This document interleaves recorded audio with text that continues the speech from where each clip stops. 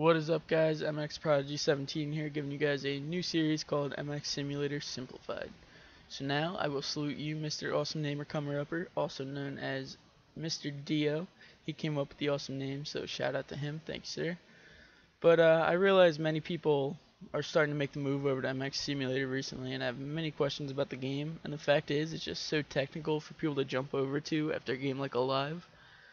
There are many different things you'll learn, including downloading skins and whatnot. It's pretty difficult, so I'm going to be the person to ask, and we'll try to help you get through those questions the best I can. The new series, pretty much you're just going to send in your questions, and I will answer them to the best of my ability. You will send them to my email address. I'm going to list that in the description, but if you're too lazy to go over to that, my email is mxprodigy17@gmail.com. If it's a simple question, I could just answer it right there in the email, or I can make a video like I'm going to do for this video, or for this question I should say.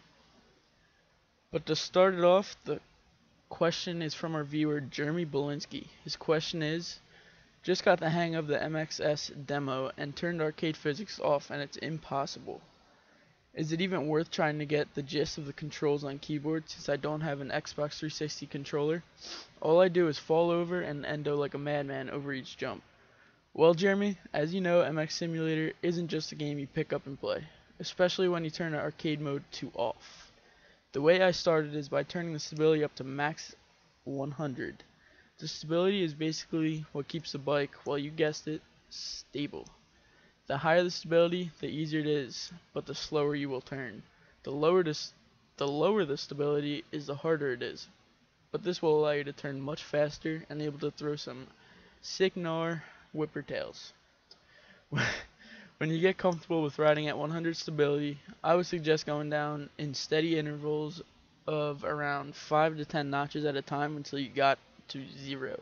I'm at 10 right now, and eventually I'll get to 0. I'm too lazy to turn it down, because every time you turn it down, your suspension it's your stability setup will all change back, and it's just annoying having to fix it all, and I'm too lazy for that. But not sure what the question mark is after the Xbox 360 controller in the question, but if you don't have one, I would highly recommend it. Keyboard for me is one of the more impossible things to do in this game. 46K is the only person I can think of that is fast and has been using it for years. He has tons of practice with it, so that's what makes him so fast. Practice, that's what makes anybody fast, I suppose.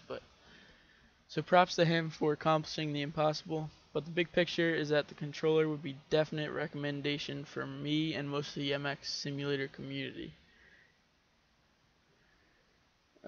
Going over the bars is a big problem for most beginners on MX Simulator. The best thing to do is to overcome this obstacle and lean forward coming up to the jump, and then lean back when you're going off the face of the jump. It helps steady it out. When you lean back all the way going up the face, you'll normally go up over the bar, so I would suggest leaning forward and then leaning back up on the face. I've seen a lot of people do that, and it definitely helps you stay steady.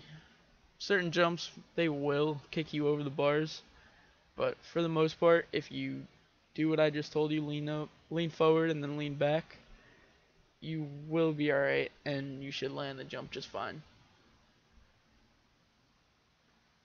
Alright, well, I think that'll answer all your questions, Jeremy. Thank you for submitting your question. I hope this will help you as well as other viewers. Thanks for watching, guys. This has been MX Simulator Simplified with MX Prodigy 17. Peace out, guys.